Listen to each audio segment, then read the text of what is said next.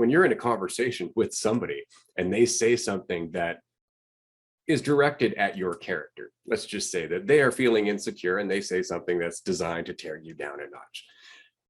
It's a practice to be able to hear that, feel it, recognize what it means about the person you think you are, and then remind yourself, right, but I'm not that person.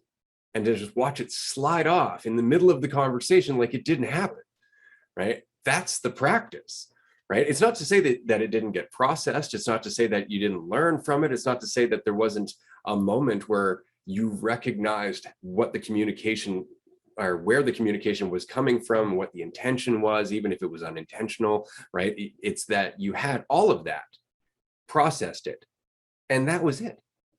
It didn't become another part of your identity. It never became added to the narrative, like, oh, this person challenged me and they tried to tear me down, but I showed them. Like, you didn't do any of that. You just went, and I watched it happen and I learned from it and I moved on, right? And it wasn't even it was just, it happened. Things are just happening, right? Like, I am just along for the ride. It's that idea of myself that gets in the way.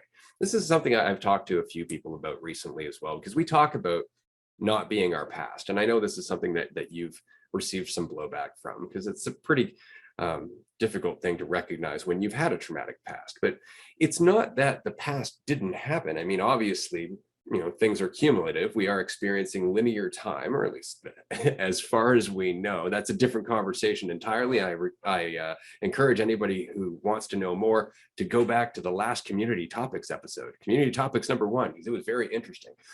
Anyway, the point is that the procession of time might happen, but the idea of yourself is not a part of that.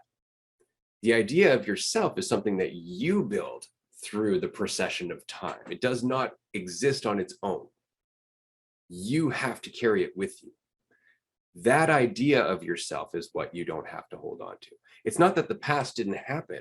It's that your interpretation of that past having anything to do with your value, anything to do with your worth, anything to do with what you're capable of, all of that is bullshit.